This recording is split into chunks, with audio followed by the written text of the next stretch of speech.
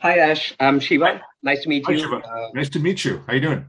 I am part of a team of building data labs. We are trying to solve this problem for the world. Okay. So the problem is most of the world's buildings are still managed offline, making it difficult as well as expensive to manage them.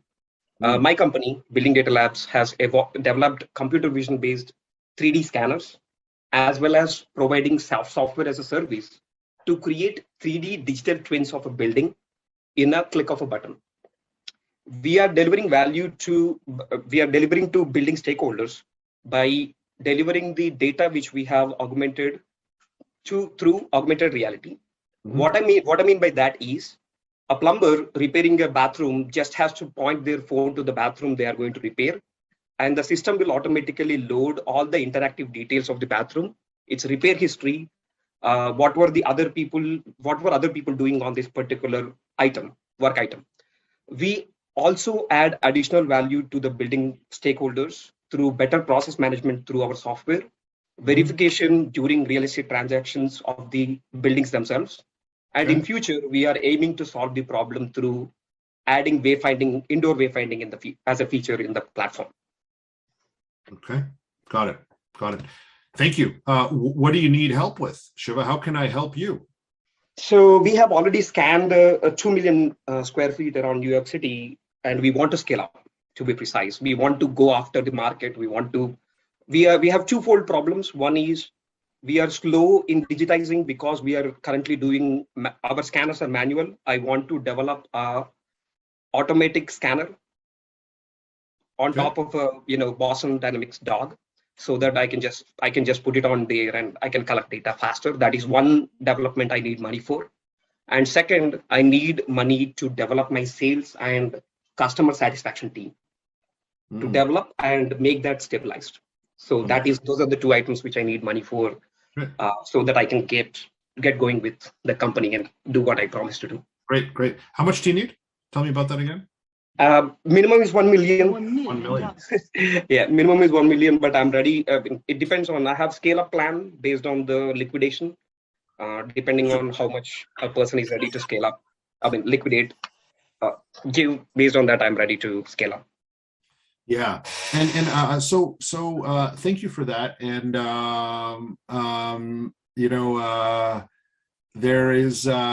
there's feedback from the crowd, right? So everyone gives some feedback to the building data labs team.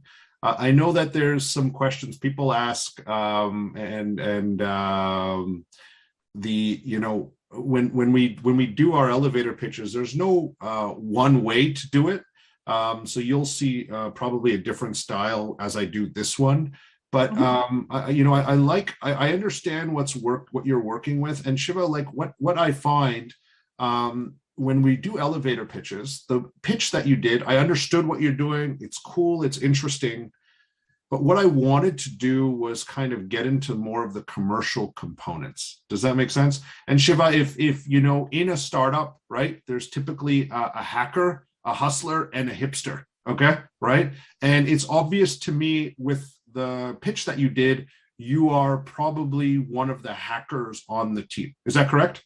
Right? Is that right? Okay. Yeah. So we know that you're a hacker. And so part of the elevator pitch, right? There is a hustler component that we want to think about as well. Okay. There's also a hipster component, right? Why is it cool, right? Why are people going to continue to use it? But with what you're trying to do, what I wanted to understand is, I understand digital twin, augmented reality, getting information quicker, maintaining buildings better. But what I felt was lacking is what are the financial benefits for this, right? So I was left wondering who would be the person that would buy it. I was guessing that it would be property owners, okay, right? Building managements. But then I was like, what type of building? Do you get what I'm saying? Is there a minimum? Is it like, you're in New York, right? So is it a minimum size? Like I was left wondering that, and I wanted to know, right? So when you're giving a pitch, the reason I'm sharing this is I want that to come out, because if the person is left thinking about things, they're not in the frame of mind about, is this a good deal for me? Does that make sense? Do you know what I mean? So that's why when you structure an elevator pitch, it's always about, okay, what it is. I get what it is. What is your model? How is it working? How is it going to commercialize? How much the improvements? And what do you need, right? So Shiva, at the end, I asked you, what do you need, right? Now, some people, you could have an awkward moment of silence where you finish talking and the investor is just sitting there and waiting for you. Do you know what I mean? You know what I mean? And you have this awkward moment, but you're asking out the investor, not the other way around. Do that make sense? And so these are things that usually, from a, just to add a little bit of your hustler layer to your pitch, I think would be important, right? So my question to you, right? When you understand the data history, when you understand all the elements and from a repair perspective, okay? Repair, maintenance, okay? Predictive maintenance, correct? How does this help an owner? How much money do they save? If you use your platform, right? How does your predictive maintenance platform, how much money do they save if they use your platform? So I can actually give case by case basis, minimum 20%, 25% in work order by work order basis, or I can give you based on the stakeholder and what is the percentage of money we are saving for the stakeholder who's using that data. I can give you that. Sure, but for an elevator pitch, because we only have a minute, and pick the most important one, right? Yep. We just want to have a broad view, right? So, if you are doing, bad example, but you're suddenly got Trump Tower in New York as a customer, okay? Or whatever building you want to call on Fifth Avenue, whatever building you want to take, the overall management, how much would they save? I just want an overall number. That's important to me in an elevator pitch. It's kind of a very complicated problem. Currently, real estate, like I will give you answer to an enterprise level client whom we have right now, who has more than 100 buildings in New York City. That are all over 50,000 square feet. 50,000 square feet. And what are they saving on right now is labor time, looking through millions of PDFs, looking for the right information, warranty information, right plan, right, what is the, who was the last person to repair this? What did they really do with this? What were, where is this actually? A plumber would go to the building and wait for 2 hours, just looking to see where the real object they are trying to repair in the building is. That is the problem. The problem of accessing data in a 3D enabled world and solving that itself gives us around 20% in labor productivity. Okay. Data access and data management and predictive analytics that will give, we are still young. I would say we can easily give 30% productivity in management per square foot of a building if we are fully implementing for 4 to 5 years for a building. I can easily say that. I'm going to give one concrete example for you. Boilers. Boilers, when they go out, those are multi-$1,000 repairs because it's usually in the middle of the night on a weekend of Memorial Weekend.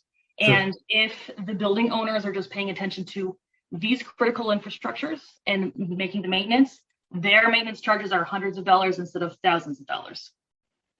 Yes. For just one specific thing like that. Yes. So my view, guys, is that we should get a number for them. Does that make sense? I know it's complicated, yes, but your job is to make sure it's uncomplicated for the investor. Does that make sense? Yes, so and I understand. Yeah. So like the 20 to 25% decrease in labor time, and that relates to preparation for repair, the time to repair, and probably improving the warranty, right? The usage time of the product as well. That's complex, but if you package it all together, the property owner is going to be paying 20% less for maintenance overall. Does that make sense? Yes. That is one of the marketing collaterals. Last year, we are slowly implementing and we are figuring out marketing collaterals. It's not like it's straightforward. How big is the New York building maintenance market? I would say Biggest in the it's country. definitely in billions, but I didn't do yeah. Yeah, we know the countrywide Country, statistics, not the not the New City York statistics. State. And I asked specifically, you know why? Because where are you guys? New York, New York, Right? And Yeah. where is your first customer? New New York. Okay. So it's nice to talk about Arizona. We've just met somebody from Arizona, but it's, you are at the seed level of your business, right? Okay. So this is one of the challenges is you're talking to get to you need to win somewhere, and you happen to be in New York, which is a great city to be in. And you also have your first customer there. So when you're talking to the investor, you're not talking to them about the United States. So that data doesn't matter to him. It's interesting to know, but it doesn't matter. He or she wants to know the New York data. Okay. That's what needs to happen. And you need to have it, right? Because It's out there somewhere. We'll get it. I'm sure it's available. I'm sure New York real estate is totally available. Okay. But I need to understand that, right? Because you're saying, I'm assuming that building maintenance alone is over a $5 billion market in New York alone. Is that right? I would put it into the double digits of billions. Okay. My guess. So yeah, I'll just be conservative in that. But what you're saying is that if everyone used your product in New York, they would all, instead of $10 billion, they would be spending $8 billion. And that's something that you want to take a share of, right? Now, obviously, not every building is going to use your product. You're only focusing on developments that have a minimum of 50,000 square feet, for instance, right? Okay, I get that. Yeah. But that needs to come out. We need to simplify that and know that your system is also easy to install. Right? That's what It's all cloud. I was like, cloud. how hard is this cloud. augmented reality to do? Is it like point and click? These are questions I had as you were pitching, right? So being able to make sure that we carve that out, right? And making sure that it's easy to, is it easy to do? Shiva, is it easy to create a model? Yes. Okay. Really easy. Give me like, so you've said yes. Can you elaborate? I have two different options. I can actually give you one of the simplest tech we have is if you take a 30-second video of a room covering all surfaces, we can create a 3D model of that room. Photorealistic 3D model. Okay. So they take a video, they text us the video, we give them the answer. Got it. So you can get a 3D model of a building done in a day? It depends on how fast people, like if I install it on a Boston Dynamics dog, I can do it in like half an hour if the dog walks faster. Okay, yeah, but in less than a week, level, how human walks. Sure. It can take, in less than a week, you can get a building live. Is that correct? Yes. Everything done. Okay, got it. Because that's what they want to know as well. Like how part of your cleverness is not in your product. It's actually in terms of the ease of implementation. Does that make sense? Ease of use. Your user journey needs to be defined, right? Because that was another question. How hard is this augmented reality for buildings piece? How difficult is it, right? And so that's kind of what I was going through. And then have your ask at the end, right? You got to have a powerful ask and what you're going to be using this for, right? And make sure that it's relevant to the business, not to your operations. Does that make sense? The investor does not want to pay money so Shiva can pay himself a little bit more. No one's interested in that, okay? He's more. A single penny would be happy. That's what it is. Okay. Yeah. No. He or she is more interested in making sure that you are going to launch 10 more pilots in Manhattan, okay? And you need the capital to kind of get those off the ground. That's what they're interested in. Oh, if I had the capital today, I would be scanning right now, not talking to you. Yes, I understand. So, guys, would you like me to pitch the building data labs concept to you guys based on what I've heard? Okay. Yes. So we're going to go, you get to become an investor. I'm going to pitch your idea to you. Okay. We're in the Bronx right now. Okay. We're going to talk about, your computer vision. Okay. Software that you've created, augmented reality. Okay. All the components around it. And I need you guys, so you can introduce yourselves and I will pitch your idea to you. Okay. So over to you guys. You can introduce yourself. Good. We're Aaron and Shiva, and we run Shiva Lukka Enterprises, a qualified opportunity zone here in the Bronx. Great. Thank you very much for making the time. My name is Ash Singh, and I am part of the Building Data Labs team. As you might know, there are tons of skyscrapers here in New York.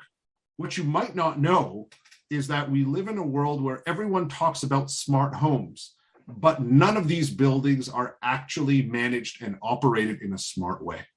What we've done is we've tried and we have proven a success in making these buildings smart. What we've done is we have a very simple and easy way for any building management to scan and create a digital twin of their building in order for us to improve their operations with our predictive maintenance platform.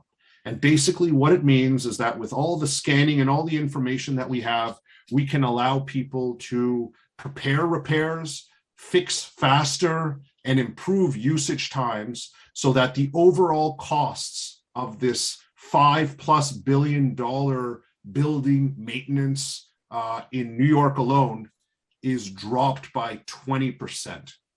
We've started this process off. We have around 2 million square feet already scanned, and we are ready to make the rest of New York skyscrapers smart. We need around $1 million to go and launch a couple of more pilots, and we'd love for you to participate. We'd love to chat more at one of our buildings so you can see our augmented reality experience and have a cup of coffee. Thank you. Excellent. I love that because you humanized most of our components.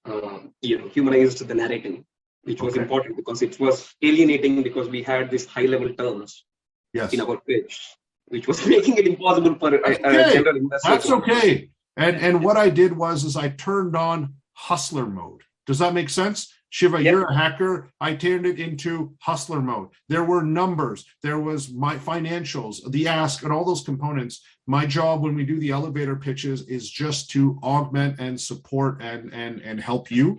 And we hope you find value, and we love what you're doing. This has got purpose. You need to win in New York. Let's make it New York. Okay. Data, New York, New York. Okay.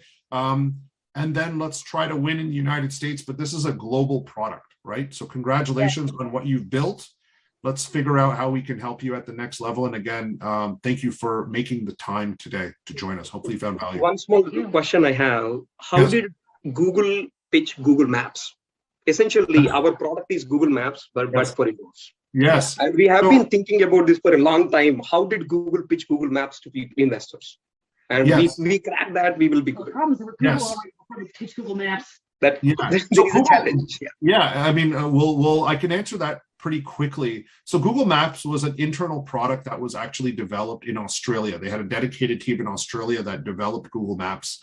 The question actually I would have for you, right? And this is the more important question. It wasn't about how they pitched it, but actually what were the features that Google Map had that they pitched internally that were the most important?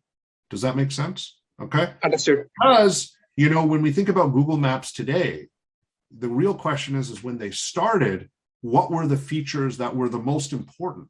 And this relates to your rollout plan. Because you're a hacker, you might want to have all these features, but you need to put yourself in the eyes of the person whose biggest headache is just making sure this works for the boiler room. Okay. Right? Toilets, not so much, maybe. Right? Toilets are a big one. Is it? Because water wastage. It's not only that, it's actually about where is the pipe. So last guy comes and repairs it and goes away. Where is the pipe? The next guy comes, where is the pipe? You tell me, where is the pipe? No one knows where the pipe is. No one knows. You have to break the wall to get the answer. And that maybe you change your name of your company. Call it "Where is the pipe?" Right? That's the big pain point, right? You can your first product is called "Where is the pipe?" ? Exclamation mark. So we could probably get to be $1 million company with just that. So, but back to your point about Google Maps, it's about the features, right? That's actually the most important thing to think about. How did they succeed? How did they prioritize features when they were at your size internally? Okay. And we can share that information with you. We'll take that offline. Understood.